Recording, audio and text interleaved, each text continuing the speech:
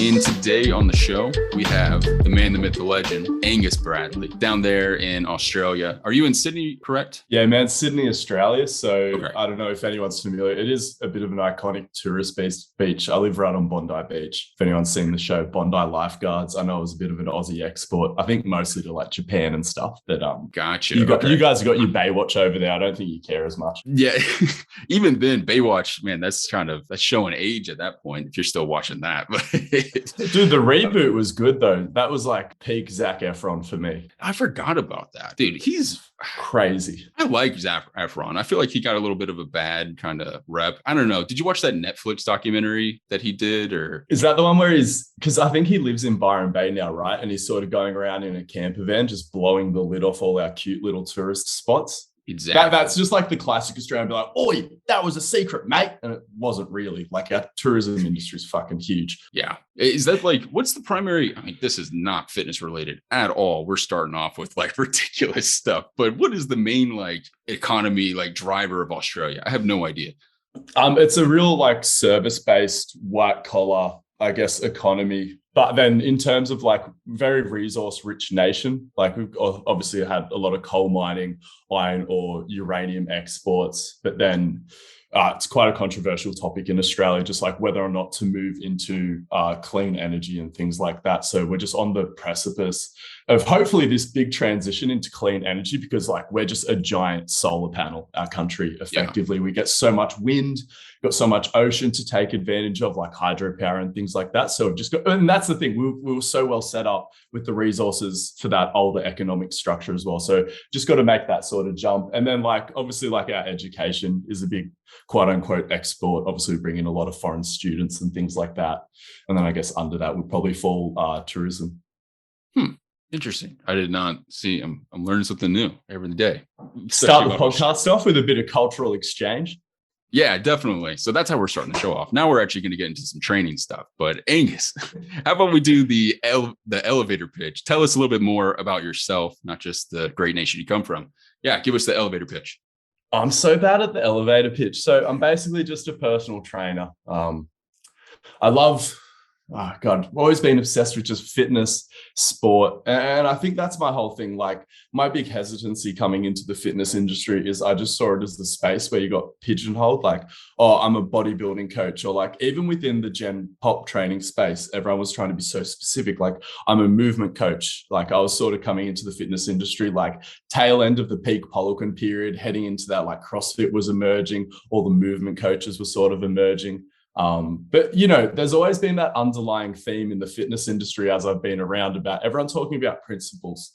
And it's like, you know, if you really have principles, they should transcend that immediate domain that you're in. So like my whole thing is like, I really enjoy being able to work with as a diverse a crowd as people as possible. And sort of the reward for me in turn is like, you know, helping me identify, I guess, these slightly more universally applicable principles of fitness. Because like, that's the thing. I think training probably is more similar than different, especially the way we describe it in the fitness industry. I think everyone loves to just break off, be in their own silos. I think that's also sort of reflected in like pro sports structure and like the allied health model that we have here in Australia. Everyone's like, no, you've got to have a personal trainer, you've got to have a nutritionist, you've got to have a physiotherapist take care of your injuries. And it's just like, we're specialized things so much, and it's so hard for all these professionals to communicate with each other that like there's a net loss there. Whereas like if you just have one person who's a bit of a generalist, they might be a bit shitter at everything, but there's a net benefit just from like that harmony within the system. So I know I went off on a bit of a tangent. Oh man. I mean, that's how I look at myself for sure. Like it's trying to be as much of a generalist. Like I've got my hand in the rehab. Excuse me. I've got my hand in the rehab. I've got my hand in fitness aspect, bodybuilding. You know, I know where my weaknesses are. Like if you were to ask me to go completely like cervical route, like I'm not going to be able to do that stuff for like someone who's got crazy, you know, like mouth stuff going on, like talking PRI stuff. But that said, like living in the middle, you can get a lot of stuff done. But just some awareness. I Right. think you relate to this, right? Just some fucking awareness of rehab principles helps you then integrate with a rehab professional so much better. And then again, like the harmony in the system there versus like, no, no, I know my space, this like toxic white belt mentality in the fitness industry. It's like, I'm just the training guy. Go talk to the rehab guy. I don't deal with injuries at all. It's like, I think that's sort of become this newer sort of thing. Like people just protect themselves by staying a little bit too much in the lane to the detriment of the client at times.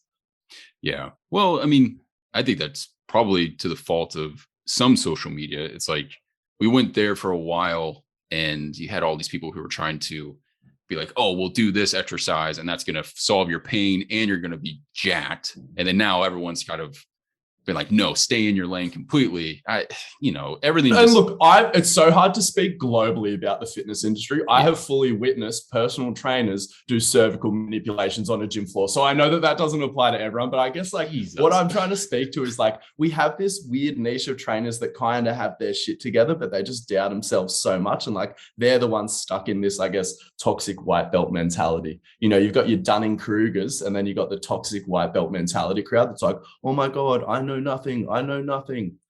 Right. They're always looking for the next educational thing to make them like pump themselves up a little bit more. Precisely. Exactly. I get that. So what would you say? So you're just trying to sit in the middle. You're trying to be generalist, but also just outspoken to some. And I like your content because you kind of call out some of these people. And And that's sort of what I see like I'm doing. I'm up in everyone's business. I'm trying to pay attention to all this stuff. Be like, you guys are saying this over here, and you guys are saying this over here. Like, why aren't you guys speaking to each other? Like, because there's so many similar patterns in all of these things. I'm like, come together, people, and like we can clear out all the shit, like a bit of, decentralized tinkering. Everyone goes off in their separate camps and does some work, but then you come together occasionally just to compare notes. right. I like that. So do you have an example of, two groups that you've been trying to like bring together? Yeah, like the track, not like I'm not necessarily trying to bring them together, but two groups that I've really benefited from observing. Like, so I guess from a fitness perspective and a training perspective, one of the main things I really specialized in early was like Olympic weightlifting. And so many of the dogmas and the technical model there, it could just be reconciled or improved so much if they just paid a little bit more attention to like track and field coaches and like running coaches or people who coach sprinting, how they go about producing force. Because and that's why I got so excited by that like compression expansion sort of line of thinking and those sort of universal movement principles. Be like, oh, okay, there's literally like two basic expressions of human movement, like expansion for like these yielding concepts of the wind-up phase and then compression for force production. It's like you just see those patterns so distinctively and expressed like surprisingly similarly across those two camps. And like, again, like, so I guess to give you like one specific example, in weightlifting, anytime you get medial knee travel, people are like, oh my God, energy leak. Oh my God, you're not producing force. Oh my God, you're going to blow your knee out. Oh my God, your glute switched off. Whereas you have a look at like the most propulsive phase of gait or sprinting or gait in general, but also sprinting like that mid stance position. You're like, holy shit, that looks like the mid range of the squat. Oh my God, that looks like the explosive part of the second pull. Oh, okay, these things probably are more similar than different. Again, one of them's on one leg, but if you look at it at a silhouette in the sagittal plane, very similar shapes. Definitely. No, I completely agree. I think that's a good way to look at it. But so now just to kind of dive in a little bit more deeper into that, I am curious how, so you said like one leg versus two legs and the Yes. silhouette, and then we're talking, like sagittal plane.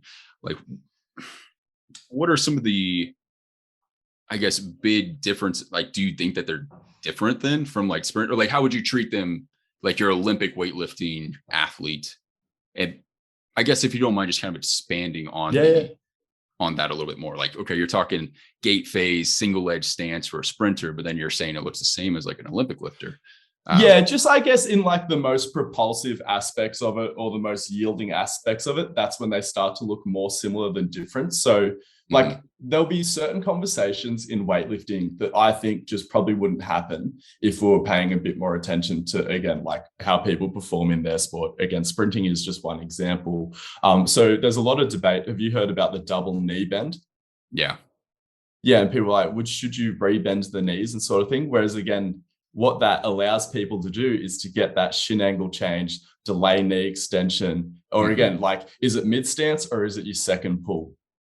And so again, like to me, it's obvious why you double knee bend, because again, that's how you shin angle change. That's how you get some sort of mid stance force production going. Whereas a lot of people are like, no, it's stopping the momentum, or no, like, or this whole concept of like triple extension. Everyone Mhm. wants aggressive triple extension. Whereas again, you look at sprinters, it's like hips, knees, ankles.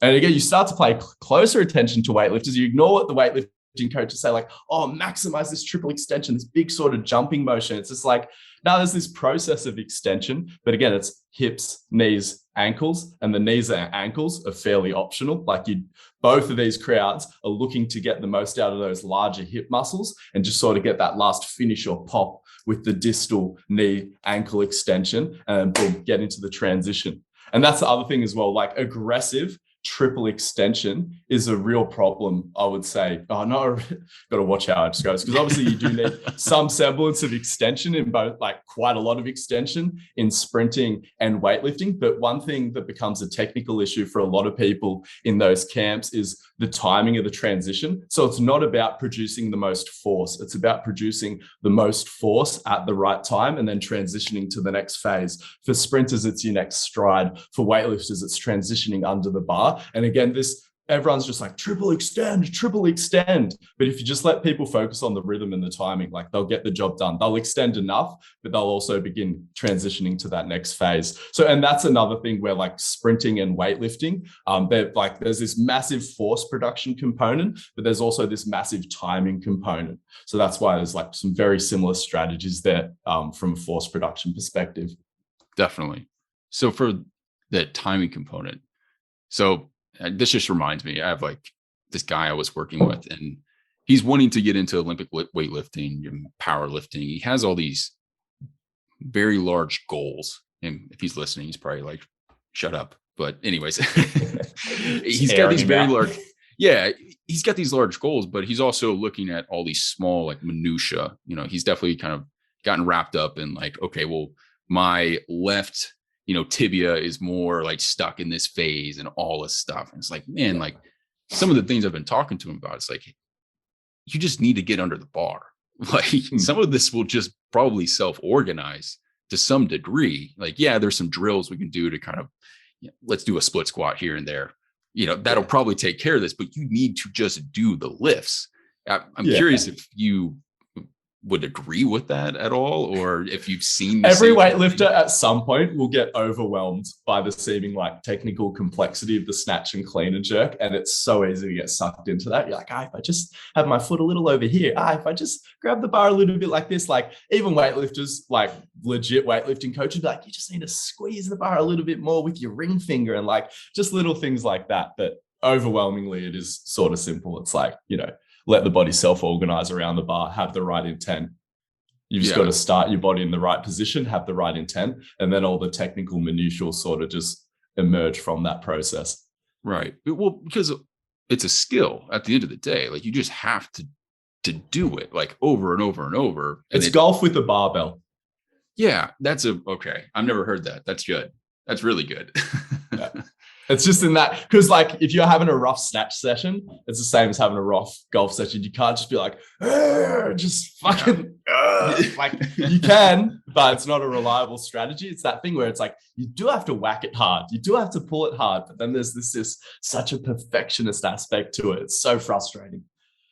So someone who's falling into the minutia, like what would be like your 1 to 2 like biggest things to focus on, especially if they're getting into Olympic weightlifting or even like powerlifting or something?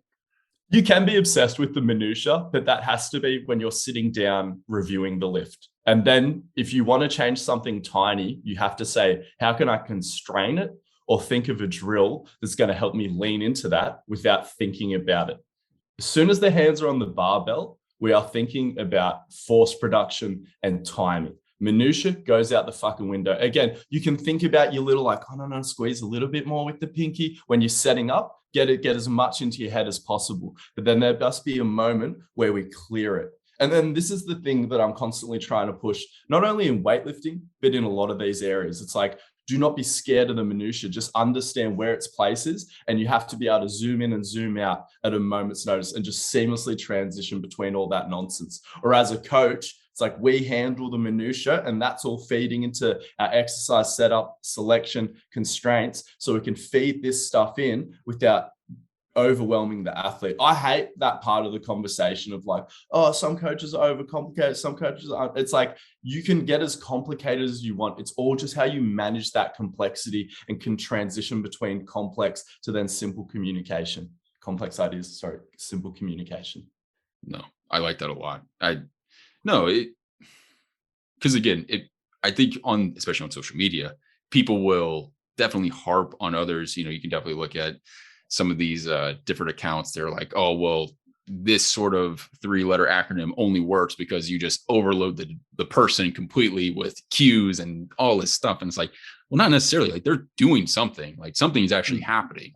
It's just a matter of, I don't know. That's kind of a whole nother topic of conversation, but I'd like to stay back on, the Olympic weightlifting aspect of things, because that's something, that I personally am not very well versed in. Like, I can do the movements, probably not very well in comparison to a lot of folks, but but I'd be curious to see, like, once you start paying a bit more attention, like what sort of patterns you see, especially when you start looking at through this sort of gate-based lens, or even you notice like your wides and your narrows. Like, again, people, it depends what kind of, and again, we've discussed this before. It's so hard to have like real sweeping generalizations about the fitness industries because there's so many camps and things like that. But, a lot of people have been really interested in these two stereotypes, the narrow ISAs, the wide ISAs, and how that influences movement and technique. And in my opinion, you can see it quite clearly in elite weightlifting. And the other thing that I love about it is, like, weightlifting is this sport where every single elite weightlifting coach is like, there is one way to do this. But then you have a look at all these different countries, and that's what's amazing about these international events and the cultural exchange of sport. It's like you see all these people who are built different from all these different parts of the world, and then they come together, and there are these slight variances in technique, and a lot of those variances in technique conveniently line up with those narrow and wide ISA stereotypes. So you have like your wide ISAs who, again, typically really good at force production, internal rotation, mid-stance sort of concepts. And those are the ones that just nail those mid-stance components, like the second pull and things like that. They are not good at the later phases of gait or the very early phases of gait. So it's just like shit first pull, magnificent second pull. They almost don't even finish their pull. It's just straight under the bar into a solid receiving position. Whereas then your narrow ISAs, it'll be like, big yank in the first pull. They'll almost fall under the bar and like slide under the bar in the second pull to get that double knee bend, and then do this giant toe off where they almost look like they're about to do a backflip with the bar in their hands before they get under the barbell. And again, like, those are the ones that do sort of have to lean into that big finish and bigger triple extension. But again, a lot of them do have this tendency to sort of over pull and then have the bar dump on them, because again, the narrows, they're getting that big extension, that big high pull, but then they'll usually just race to the bottom and have the bar crash on them. It's really hard for them to, like, for example, in a clean, receive the bar right in that middle of a squat, because again, that's more a place where like your wide ISA will be able to hang out a little bit easier. So my brain automatically, for that narrow, just from like a programming perspective, goes to like isometrics, to try to help compress them in those like mid stance. I don't know what does that look like to help them maybe control that compression or like move in and out of it a little bit better? Like, I think it depends how you want to handle it, because it's like, I think, and there are so many like really successful narrow ISA weightlifters, and it just looks a little bit different. Like, you just got to allow them to be their bouncy sort of selves and just let a few things slide. They do need to lean into, again, that big sort of toe off phase. If they jump back 2 feet, don't worry about that. That's just a narrow doing narrow shit. And again, like, is that the design to be the best weightlifter? Like, again, most of your great strength sports athletes are going to be your wide ISAs, but we're seeing these narrows and like they can make it work. It's just in their own style. But then you also see these narrows who are sort of being quote unquote treated like a wide. Again, their coach probably doesn't know about the infrasternal angles and things like that specifically, but these are all things that we've sort of observed. Some of us just have words to like specifically describe these things. So you can treat a narrow like a wide, but then you'll have all these confusing moments where it's just like, why doesn't this shit work as well for this guy? Like, why doesn't all this traditional strength training, like, why don't they just thrive in that environment? And then again, you have this lens, and again, it's not even about necessarily changing the training to make them into a wide. Again, it just helps you like manage your expectations a little bit. Just be like, okay, this guy isn't going to respond like a regular strength athlete or like your typical strength athlete high responder. Yeah. Would you, if you don't mind, we can kind of dive into that even a little bit more. But when you're saying that this narrow is not going to respond to like the typical, I think from like a bodybuilding perspective, like I'm not going to train a narrow ISA like Ronnie Coleman if he's trying to do bodybuild. Like it's just not going to happen, and they're just going to get beat up pretty quickly into a phase. I'm curious if you see the same thing, and like what would be your sort of mindset? Like what does a program look like for them? Are you just kind of backing them off sooner than a wide?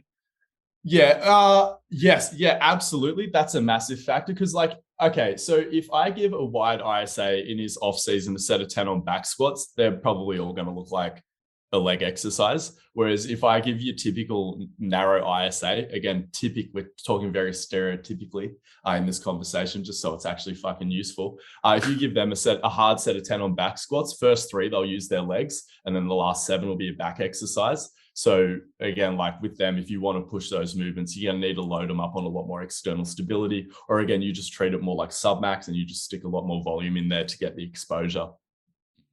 So again, we're still looking for a similar outcome. It's like there's no way around the strength work, but how we feed it into that system, we have to have a bit more respect for their individual structure. Whereas I honestly feel like you can be a bit more, mindless, or again, just like lean into the traditional tricks for just getting someone crazy fucking strong when they're a wide ISA. Right. Yeah. You don't need to massage it into the program. Yeah. The typical like NASM, just, hey, like we're going to just crank these out. Like it just works so much easier for those wides. Like, yeah, that's one thing. Weightlifting's crazy. Like they won't even use a fucking leg press. And it's like, we're out here murdering narrow ISAs with a barbell. It's like, fuck, give them some external stability, please. And again, people like, oh, USSR weightlifters didn't use a leg press. I'm like, I don't think they could fucking afford a leg press. They're training in like an old burnt out church. Like, right. And yeah, like, you got to think about like floor space and like, people talk about like biopsychosocial influences. It's like, what about like those like social cultural influences on training that we don't talk about? Because I think that's been massive, right? Like, we West, and again, I see it a lot because I'm a weightlifter, but I'm sure even you see that. Just like so many coaches are like, man, that USSR periodization, they had it all figured out. It's like, I don't know if they did, man. Like, all this auto regulation, all this sort of stuff, like that's all like Western sort of programming shit. Like we're the ones like leading the charge now. Right. No, totally. And let's definitely dive in. Just you posted quite a bit on periodization and your views on that. And then we'll kind of come back, sprinkle in some more social media stuff. But yeah, let's talk about the periodization and your views on that. So if you don't mind defining periodization. That's the issue. Very true. And that was the thing, because I think I had these feelings, right? So like, I won't mention John Kitely yet, and I won't mention Mladen Jovanovic because they're the ones that really derailed a lot of those concepts in my head. But like, just from a weightlifting perspective, there's just some things that you're aware of that have worked over, because everyone's, again, when I started in the fitness industry, evidence-based era was emerging. Everyone's like, you've got to have a scientifically periodized program. Otherwise, you won't get any fucking results. So you need to hire a personal trainer. But then like, you look at the greatest weightlifting system of all time, the Bulgarian system, and they just maxed out all day, every day, mimicked competition setting and just took a bunch of D-bol. And that was literally the best weightlifting program of all time. And it's like, why does that work? Because it worked. And people are like, no, periodization. I'm like, that. Well, like, and so I guess that's the definition that we're left with. We're like, what is periodization? Like, people think it's a thing that you actively do. If you write any sort of training down onto a bar napkin or anything. It's periodized. Like periodization emerges. You can keep a training diary and just train at random, write it all down, reflect on it. It was periodized, maybe just not well in hindsight. So it's like you have to organize training. But again, people think that there's like specific physiological triggers that you're like hitting and timing and sequencing and predicting how they're going to play out and periodizing around that. Like that's dumb. That whole like predictive wizard thing that I think that USSR style of periodization gets you to lean into. Be like, I'm going to map out your next 12, maybe even 6 months of training. It's like, in 4 months, you're going to be doing like 6x4 back squats at 84% with 20% band tension, because that's exactly where you're going to be in this, strength meso and things like that. Whereas, again, like one, we've seen all these crazy programs work. So one, how do you explain that? And then two, it's like, maybe you just need a program that more like adapts to the athlete, a more reactive sort of style. You can just build this thing out around them as they're going through it. Right. And because again, we're moving from this like old world to new world understanding. And again, it was kind of more suitable back in the USSR because again, those humans are predictable. Like, exactly where your weightlifters are going to be 9 to 5. They're in the fucking weightlifting gym. Whereas again, out here, it's just like you're dealing with a system that's fundamentally unpredictable as a human, but then they've also got a more unpredictable lifestyle. So again, you write out this perfect USSR style program, doesn't suit that Western sort of lifestyle, much less predictable sort of circumstances. You need a program that is reflective of that. So you're just looking at this as being more, well, okay. So then what's your solution? I'm here for like what works. Everything works. So like where I'm at now, because people, and this is the same as like the movement optimism conversation. It's like, there's no good or bad movements. So just fucking do whatever. But it's like, well, you need something to coach. It's like all these old rigid tools that we've been taught, they're still your tools. And that's still your color palette, right? That you're painting on this canvas with. But it's just like someone's come up, tapped you on the shoulder and be like, "Oi, there's no fucking rules."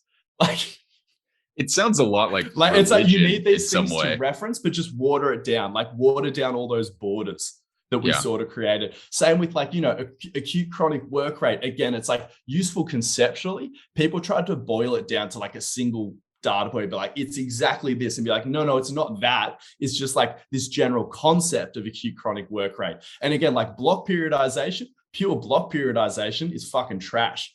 But again, this concept of block periodization, it's like, oh yeah, just over time, there should just be like this general phasic structure emerging. But it's not like, it's like, okay, only hypertrophy and then only strength and then only power. It's like, what are we fucking doing? Like, yeah, I mean, I can't tell you. And that's the pattern in thinking that I see in every domain, whether it's biomechanics, whether it's programming. It's just, again, this just big shift in our thinking and our understanding of the world around us and how we handle complex systems. So you're just saying to be more flexible instead of just block periodization, which is this, and this each month. Because, I mean, like I was saying, like I can't tell you the last program I've written where it actually worked out exactly like this is going to be 4 weeks of hypertrophy only. Like, again, people are living, like, especially Gen Pop. It's like, it's just not going to happen. What are you saying with the way you write a program? Because when you write a program, you're saying something with that program. That's the way I view it. And maybe this will get people thinking like I think. And I'm like, what I'm telling that person by completely pivoting their block, I'm telling that person that as I see it, their needs changed overnight. Does a human system's needs ever drastically take a U-turn overnight? Like they wake up one day and it's like, you need pure hypertrophy. They go to bed and then they wake up the next day. You're like, hey, you've been doing that for 4 weeks. Shing, let's shift to a strength block. You woke up a different person. Like, did I? And like, okay, but we know humans change over time. It's just this more graded sort of change. So why can't you blend and shade your hypertrophy block into a bit more of a strength block? And then I'm like, now you're living in the 21st century with me. That's the best of both worlds. It's not this like, oh my God, periodization doesn't exist, do whatever. And it's not this like USSR rigid system, like body's a machine. We're existing in that space where it's like, bro, you're a machine. I'm in there telling them that to him to his face. I'm trying to get him to think he's a machine. But again, the program adapts to the human system. Definitely. So what do you said the word blend. What does that look like? I guess it's all just DUP, right? At the end of the day, like anyone who's not doing DU, like some form of modified daily undulating periodization, is a bit of a loony, in my opinion. Oh no, Yeah. like sorry, if you want to just do a pure strength bulk, like by all means, but most people have sort of concurrent goals, looking for a few outcomes anyway. So it's like might as well just sort of chase it all at once. And people are like, you won't get as strong of an adaptation, but again, like, do you really need one? You can just like bring all this stuff up together.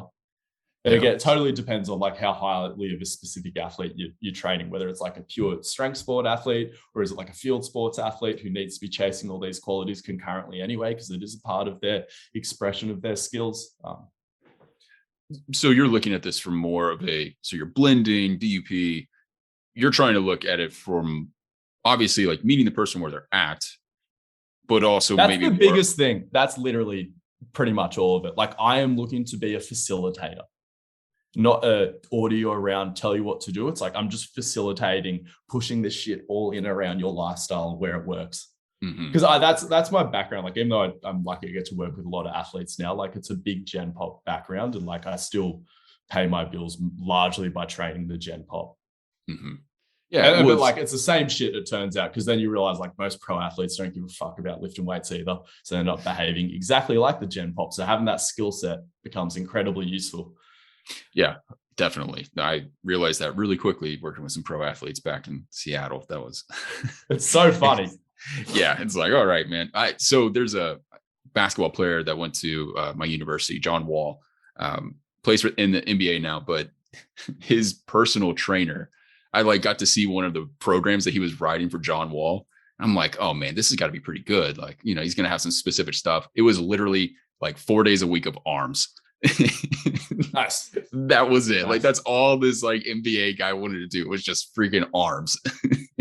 But so much of that is just like, you never know what, like, because there was the contacts today. He's like, man, I love powerlifting. He's just like, oh, do you love training arms? He's like, I also love training arms. It's like, let's fucking do that. Like so much of that. And like, because you know how people love to share that photo of LeBron's box squat and be like, oh God, if I was his personal trainer, I'd have him fucking, holding that weight out in front, heels elevated. Don't worry, I'm a bit that guy as well. But like, I wonder if LeBron had just watched like West Side versus the World the night before, and he goes to his trainer, he's like, I want to max out my box squats. Like I've heard if you can squat wide, you can do anything. And then his personal trainer, he's like, all right, well, LeBron can just sack me at any moment. He doesn't need me. So I'm just going to stick boxes under him.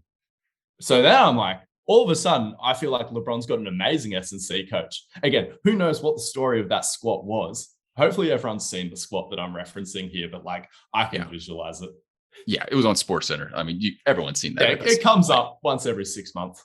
Yeah, definitely. But yeah, man, they're just, again, it's just humans at the end of the day. So I think what does help and what I've found helpful is just looking at it from a longer standpoint. Like, even though I might train someone to, granted I do like rehab plus some training. So I might only see someone for maybe a month. It's like, all right, we got you feeling better. Like, go do your thing. But that even then, like in that 1 month, I'm still thinking like, well, what does their training plan potentially look like in a year to 2 years? Like 100%. From that standpoint. Yeah, because there's just going to be momentum from that month and it's going to start them in a certain direction. Yeah. Yeah. And I found that, especially looking at, I think the only thing I don't agree with, and then again, this is more like bodybuilding perspective, but talking or listening and looking at like Renaissance periodization, Mike Isertel's information. And he's like, well, you add 1.5 pounds, you add 2.5 pounds every 2 weeks. And then what does that look like over the course of a year? Right. And that sounds fine and dandy. But again, it's like, it doesn't obviously go that direction necessarily. I'm curious if it's similar in that aspect with the sport of weightlifting and sort of nothing's linear and how you deal with that. No, well, and that's why, again, just like a more reactive approach. It's just like at the end of every week, or at least at the end of every month, depending on how your training structure is set up, just like sit down and reflect. And that's, again, why I don't like this proactive approach, because, again, a lot of people are lazy once they've set a plan in place. It's like, keep it deliberately vague. Like you need, the only reason to plan out ahead is to console the athlete and to meet their expectations. Some people just need to see a little bit of proactive planning for like a comfort's sake. But in my eyes, like as soon as it's just sunk cost fallacy, any framework you lay down, it's going to be so tempting just to commit to that more and more and more. So just keeping it as open-ended as possible and just having this more just bottoms up reactive approach. You just relax. Because again, I think as coaches, again, like being proactive in other areas of your life, we're always rewarded from that. So it seems like you're giving people a lot of value. Like, no, like plan out these next 6 months of training. I'm all over it. Like I'm paying attention to things. I'm looking out ahead. But it's like, that's actually not the most productive thing. We need to reframe things in this particular context. It's like, be reactive, sit there, watch and wait. People are thinking so far out into the future programming wise, like they're just not present. They're not observing. Be present, be an observer. That's how you be a good coach. And that's how you make these great little training decisions. And again, like in this reactive approach, there's no big decisions because it's like, I don't know, like we're going to check in a week anyway. Don't worry about it. This could be the worst decision ever. It's only going to be there for 7 days. Right. It's just like this tinker approach. So how long do you, so looking at this more reactive approach, which, you talking about it, I'm like, I definitely do this to some degree, but how long do you give someone before, they start stagnating? It's like, like that sucks, but we need to stick with this. Like, are you looking like 2 weeks, 3 weeks? Like, what have you found useful? Between 2 weeks to 6 months. Yeah. Depending. Sorry. Like a sign of a successful block to me is just like, we just run it out for like 6 months. And like, so I don't really do mesos. Like I just try to nail, I try to nail a microcycle. People get too caught up in the mesos. It's like, what are you actually doing? Like, what's the athlete experiencing? It's a micro. Can you get someone a sick week of training? That's the first barrier to overcome. I just want to get someone a good week of fucking training. And if I've got that, I don't want to throw that out every 4 weeks because a good microcycle is worth its weight in gold.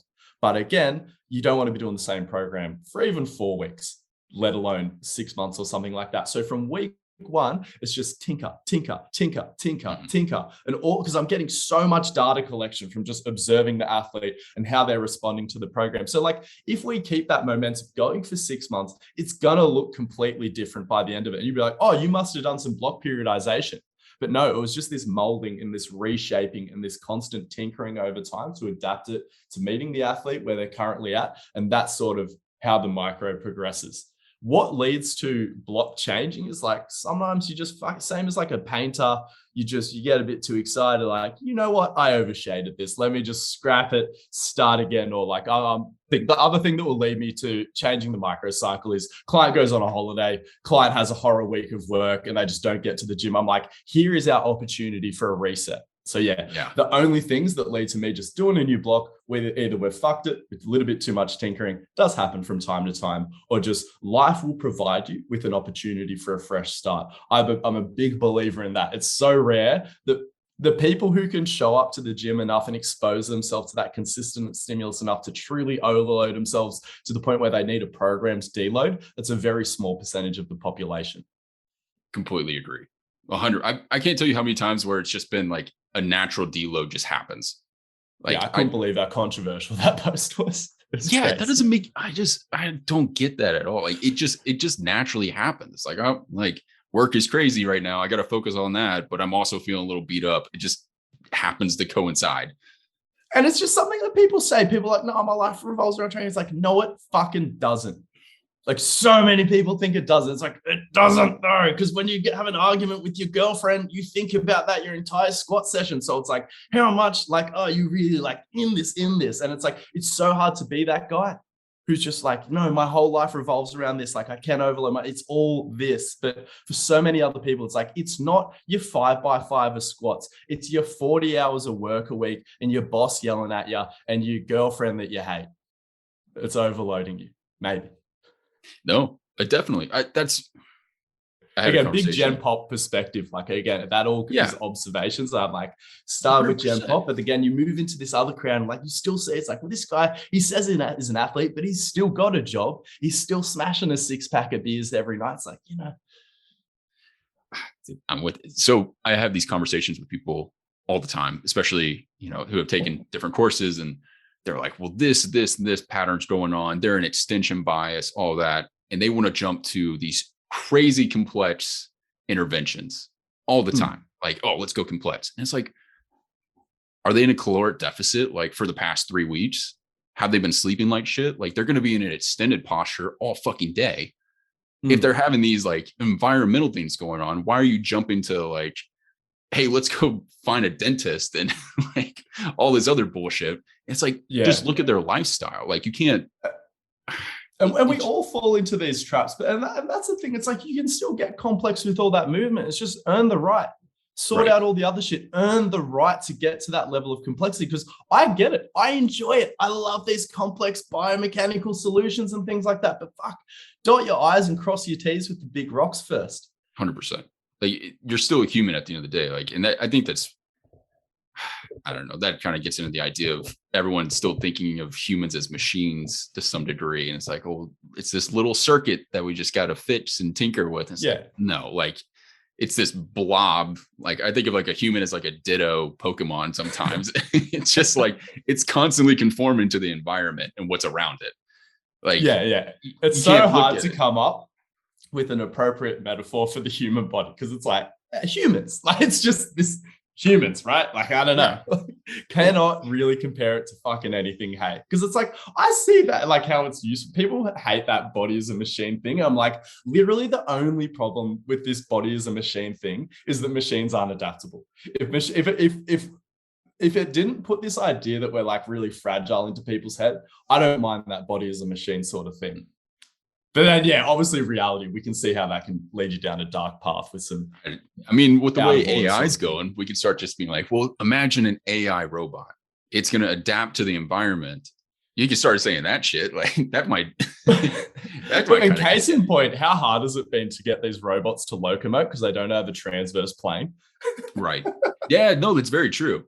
Oh man. So I just discovered that I'm going to sell the farm on this one, but like the book Human Locomotion, that he's got a whole YouTube series completely free. He goes over on robots. Yeah, no, not on robots, on humans. And like that was one of the, that'd be crazy.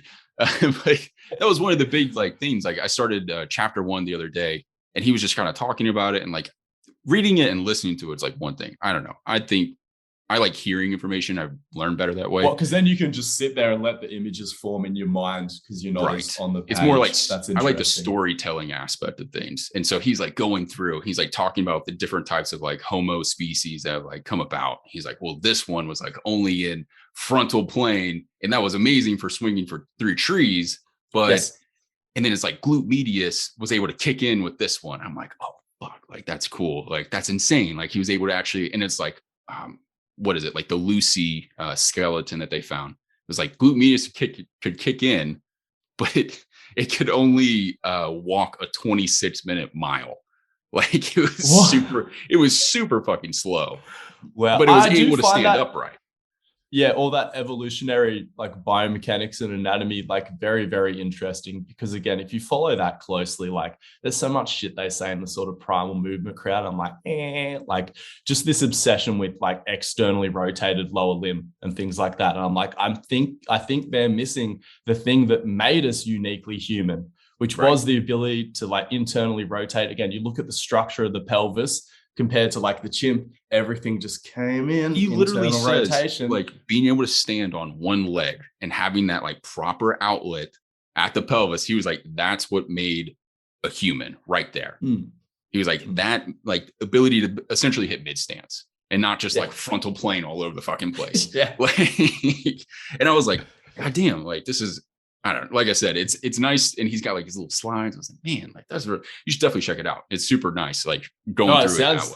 Like a resource I'd absolutely love. Oh yeah, it's all free after the show. It's all on YouTube. Okay, we'll link this in the show notes, and please remind me after the show. I have to get into this. Have you ever watched Robert? It's like watching Robert Sapolsky like do his Behave like series and all of that. That level of free resource. Yes, but that on biomechanics. And I was like, okay, I'm definitely going to do this, because like reading that book is like, oh my God, I want to slam my head against the floor. Like I like biomechanics as much as the next trainer, but just reading it's like still boring as all get out to me. But especially like the University of YouTube and Google has some amazing resources on there. Oh, 100%. Yeah, I can't tell you. I mean, I literally learned everything on there. That's how I learned how to change the oil on my car, like all that shit. Like, People say so many things like, "Oh, I can't believe you use Instagram as a learning resource." I'm like, Jesus Christ, like relax, man. Like as long as that's not the end point, like I think no right. one wants to admit how much they get from resources like that. It's like you don't have to be embarrassed. Just be honest to help other people learn. Like Yeah, we're just trying to 100%. share information, right? Just because there's crap information on there too.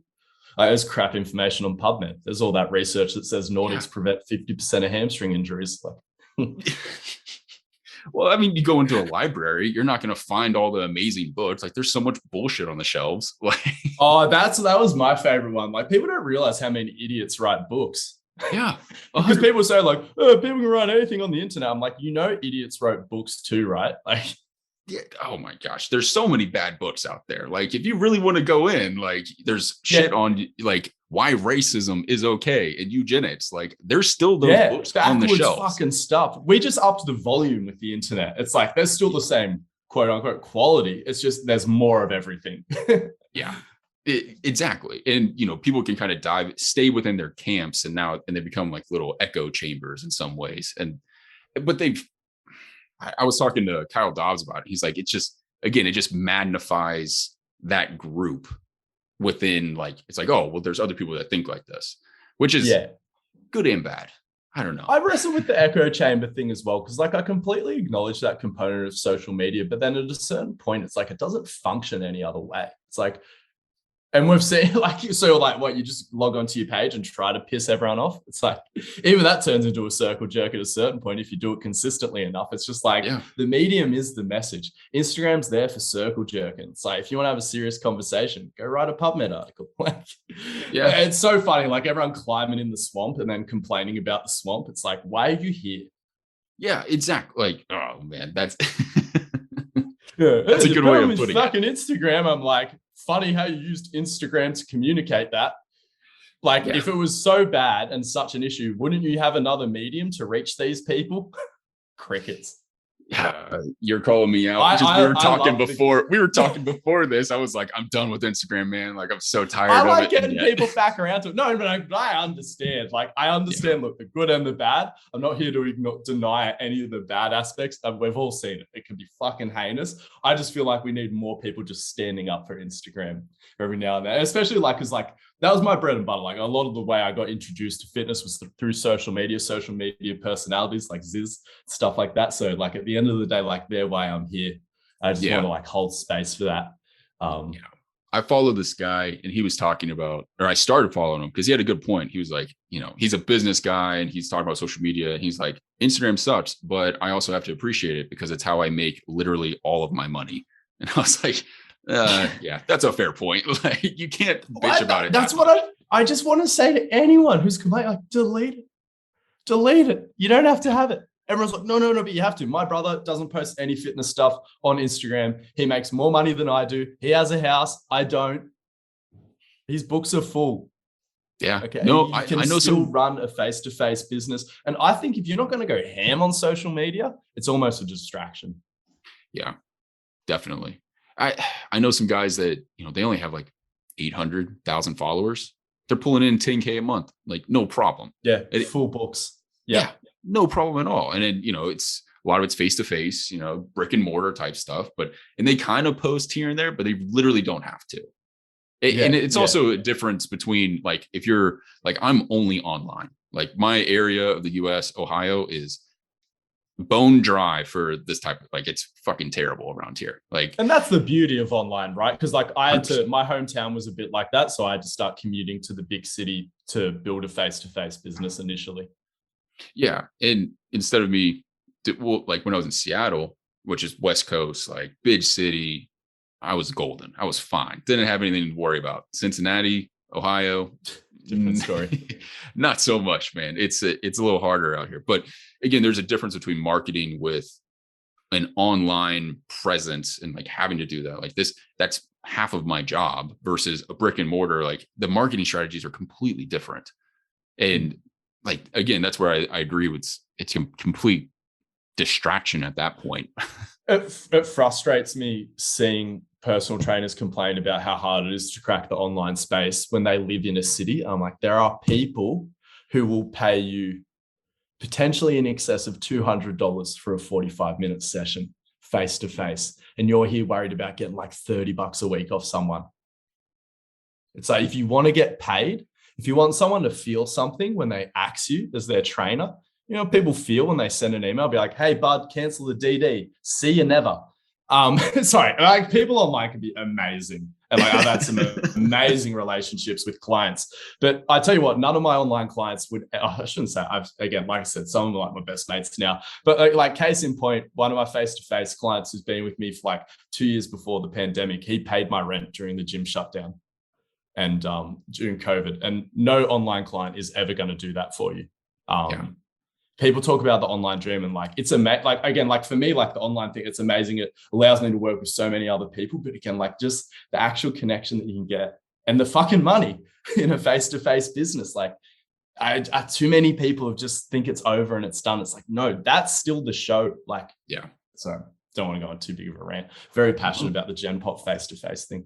No, I'm with you. It's something that I really want to dive back into whenever I have the chance and like open up a spot around here. But fully depends like literally where you live. And that's the thing. If you're in a certain area, I totally understand. Like that's one of the beauty about this online thing. Like it's taken a lot of pressure off me. I could move back to my hometown where there's amazing waves, where all my schoolmates are, and I can still run a business. But if I was still heavily reliant on that face-to-face thing, again, stuck in a city, because again, if you want to do a face-to-face style PT business, like that's just the way to make it less financially stressful. Yeah, it's just a lot of overhead too. Like I run my business at like $120 a month. Like I've got Zoom subscriptions, my website, and it's like, this is it. Like, you know, I guess you could look at my house as that, but I don't know. But it's definitely, I don't know. They both have their perks to some degree. So the other side of that is 6 months into my personal training journey, I ended up paying $450 a week rent. And I was locked into a 12-month contract, and I stayed at that gym for like 3 years. And I reckon it took me 2.5 years to start making rent consistently. So I hear that. Yeah, that's a lot. But the other side of it was there was plenty of other trainers making 200 grand a year just on the gym floor there. So it's like it's a bit of a sink or swim mentality in those like premium commercial face-to-face facilities.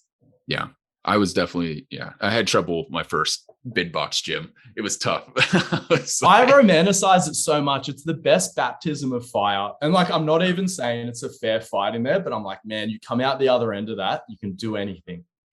Yeah. Wow. See, I want to say that I came out the other end well, but I didn't. Traumatized. I was like, man, I went down. I started doing functional patterns because of that shit. Okay. So he walked into my gym one day just as like regular British expat, and he was like, I love my email list. I'm not that interested in training people face to face. You're like, he's funny, obsessed with emails. Next thing, he's the most famous personal trainer of all time. Like, I was really lucky. Like Graham Morris, just got to work alongside him. So I was really lucky as well. Just the environment that my commercial gym just happened to put me in. Like Fitness First in Australia, a lot of people make fun of it as a commercial gym, but because we don't have that big of a private sector over here, especially for the S&C side of things, like it's not that college thing. Pro sport's a lot smaller. It's like you find some absolute weapons in those commercial gyms here, if you're lucky. If you're lucky, that's the thing. Yeah, I see. Well, okay, so let's do this. Because obviously, like you have your mentorship and everything. I'm sure you like talk about business, but for because there's a lot of coaches that listen to this. What would be some advice that you would give to someone who's wanting to make a breakout, but without them having to, this connects well with what we were talking about before, but like, I'm the mobility guy, or I'm the rehab focused trainer, or I'm just the weightlifting guy. Like what's a piece of advice you'd have for them? Just be yourself. Like everyone thinks that, and like, I know it's just cliche, but like be yourself. Like so many things that you think you have to be in the fitness industry. And like a big thing for me was like, I thought you had to be like a big, strong guy for people to respect you. And I was putting all my effort into just lifting weights, be like, look how strong I am.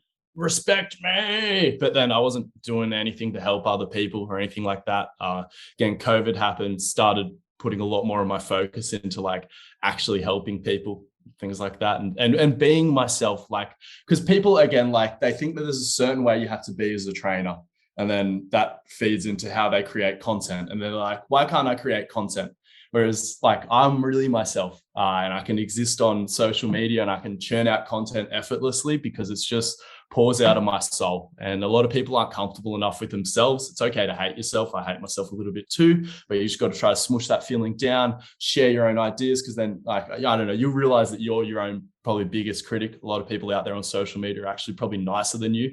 That's been my experience anyway. Any of the blowback I get, it's like I'm way worse the shit I say to myself in my head. So I think it's just that. It's like learn to be, if you want to get into this content creation, sort of sharing everything sort of game, it's like get comfy with yourself and just open up and just let it fucking flow. Don't worry about being a professional, just be you. Because like that's how you're just going to be out. Because it's a social media presence. The moment you shut up, people just forget about you. So this thing of like, I've got to be professional, I've got to have high quality content. I'm like, no, you have to be present and you have to be helping people. High quality content is sort of like, in terms of production value, is secondary there. It's like, cancel your fucking Canva Pro account.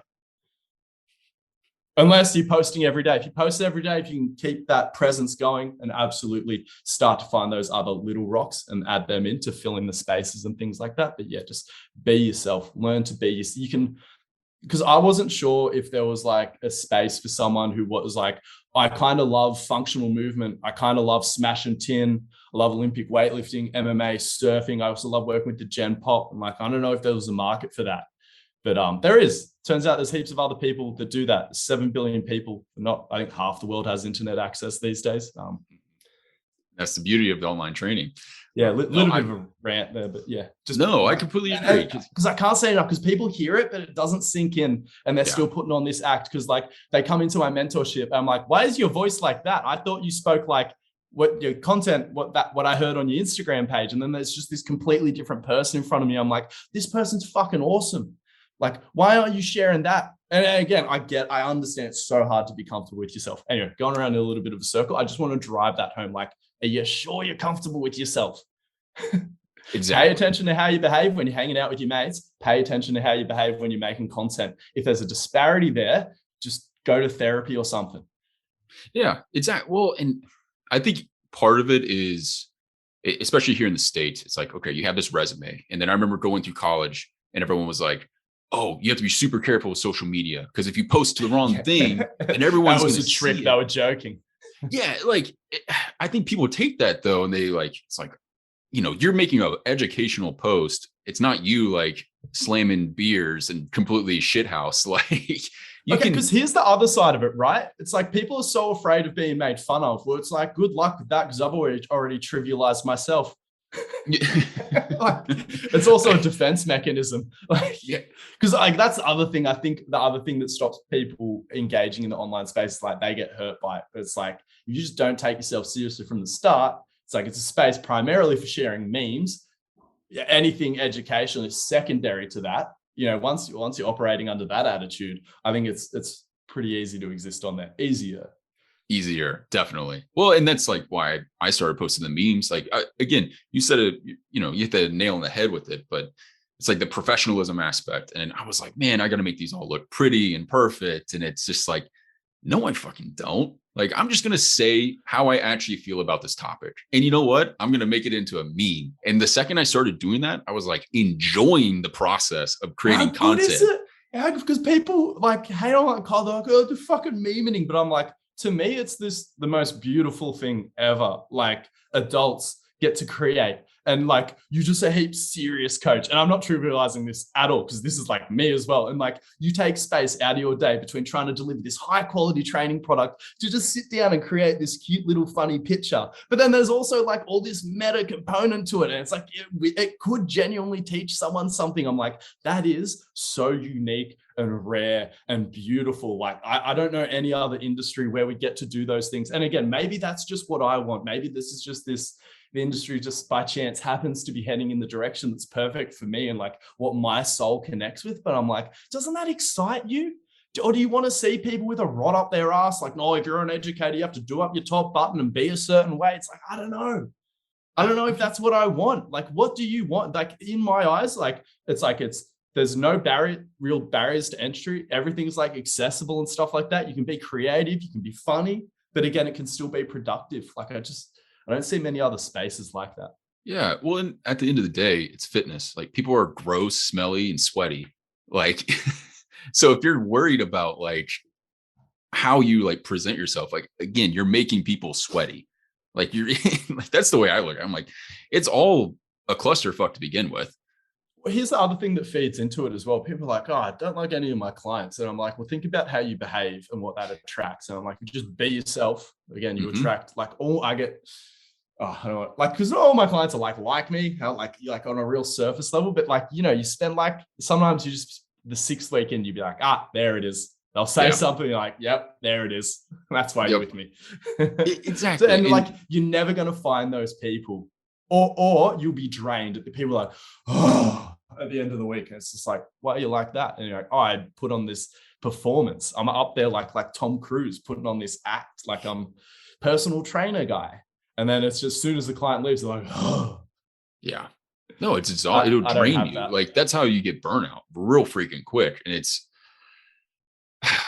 I mean, one thing I would add to your like be yourself aspect for like these newer trainers, especially like in a bid botch gym too, is probably just learning how to, I think like be yourself, know yourself. That's a big aspect, but also just be comfortable with, how do I say this? Just having conversation, like being a real fucking person, like especially in a commercial gym, man. Like, I can't tell you, there was a guy, he outsold me. Oh my God, he was at the top every single time, like every single month. He just destroyed. I mean, easily making 6 figures in a commercial gym setting in Seattle. Like, I would see him out and about, like champagne and all this shit, like, like at bars. I'm like, that motherfucker, like, how does he sell more than I know more than him?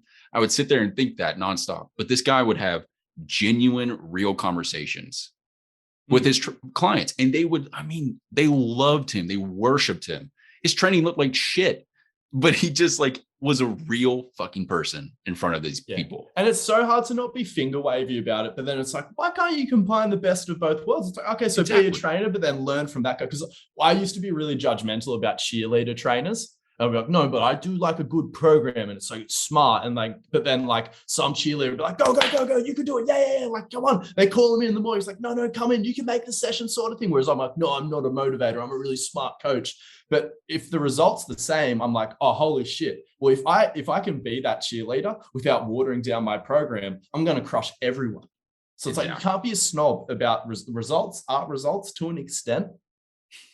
Process oriented and outcome oriented. Again, I'm lean. I think I lean a bit more towards outcome. No one's paying me for a process. It's rare. Yeah. Sometimes they are. It's rare. Well, and like you said, it's a combination of the two. Like I tell people, it's like I can make the most beautiful program you've ever seen. And it's so specific to you. But if you don't fucking like it, like what's the whole, and you don't do it, what's the whole point of this thing? Yeah. Right. So it's like, all right, yeah, this one might not be a biomechanical, advantageous for you, but it was a sick pump, wasn't it? Like you enjoyed that, didn't you? And they're like, oh, dude, my glutes, my arms, like that was awesome. It's like, that's what it's about. Like just enjoying the process of it. I just don't know anyone. And that's the thing as well. Cause like, I think what we don't realize is boring training is effective, but then we also have so many neurodivergent people in the fitness industry. And that's also what makes boring training productive. Like anyone who has neurodivergent, do you mind? Yeah, so just like maybe being on the spectrum a little bit to some extent, like gotcha. Aspects of those things, ADHD and things like that. Some people get obsessed with Counter-Strike, some people get obsessed with powerlifting and bodybuilding. Like they're the same people to me.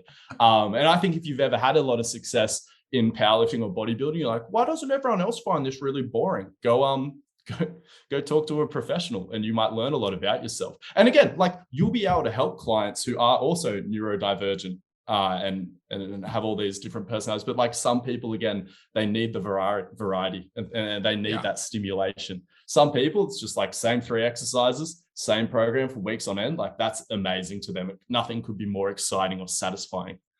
100%. But again, you've got to like realize that that's a special type of character. Yeah. But again, it circles back to what you're saying. It's just meeting the person where they're at, at the end of the day. You just have to meet them where they're at and get to know them. Easier said than done. You have to be a human and get to know people and talk to them and be social. Like that's it. The more you're a bit of an idiot. Like if you're this perfect operator and then you're like, why won't my clients open up to me? It's just like far out, man. Well, think of the thing you created in front of them. Yeah. Trust me, like, my clients are pretty comfortable telling me stuff because they know I'm an idiot. Yeah. Like I tell them the stuff I get up to on the weekend and they're like, I can tell this guy stuff. Yeah. I had to completely pivot my marketing because I was just getting people that were like, they identified themselves as like literally broken. And they were just like, I've seen all these people and no one can help me. And that's me. And that's their personality. And it's like, well, what if we tried the gym? And they're like, oh no, I can't do that. And I was like, how am I marketing? And I'm literally like being all like fluffy and comforting. And my marketing just looked like it was just rehab. I was like, well, I want to train people who want to get back in the gym. Next thing I know, I started talking about the gym on my social media posts. And it's like, oh, these guys are cool. It's crazy, hey, how much it is that weird litmus test of like the energy you're putting out there, like what's coming into your inquiries. Oh, 100%. Yeah. Like their clients are finding you at the end of the day. You're just always like putting shit out there. Like you said, it's just that exposure aspect. But we definitely took 100%. A business turn there at the end of the. We're not. And I do enjoy talking about other things again. Yeah. Usually it's always down that movement rabbit hole. So it's nice to come out, talk about a broad range of topics. I appreciate that. Yeah, of course, man. Cool. Well, I know we're getting a little close on time here. Angus, I really appreciate you coming on the show, man. If you don't mind, just kind of hit us with the little bit of show notes, where we can find you, if you've got any programs, all that good stuff. Yes. So if you want to find me, my main platform sort of Instagram, it's Angus Bradley 92. I also have a podcast that drops weekly, sometimes 2 times a week. Sometimes it's just my brother shooting the shit, usually a bit of fitness content in there. A lot of the time we're talking to a coach or an athlete. We definitely have to have you on, interview you as well. And then I've also got my mentorship program, which the next one of that kicks off second week of June. It's just an 8-week program, like biomechanics, movement, programming, content creation, business systems, etc. If you're interested in trying out some, I guess I've got a hybrid program. It's sort of like all these breathing concepts and drills and mobility concepts worked into this arm program. It's a little bit of a rehab Trojan horse. I know a lot of people think arm training and rehab exercises are a bit of a waste of time. So I just sort of rolled them up into one for people. There's also a program coming out, rotation restoration. So the idea is they're a little bit of a program bundle add-on. You can get both of those. And if you just got like a general powerlifting program or any sort of general program, you could add both of those on just to get a little bit of a taste of some of these concepts. And if you live in the UK and you're interested in Olympic weightlifting, myself and Chris Speed are delivering some weightlifting seminars all through August across the UK. So keep an eye out for those dates. Yeah, that's it. Thanks so much for having me on. This was a really fun conversation. Yeah, for sure. We'll have to do it again. Definitely. But thank you all for listening, and we'll see you in the next one.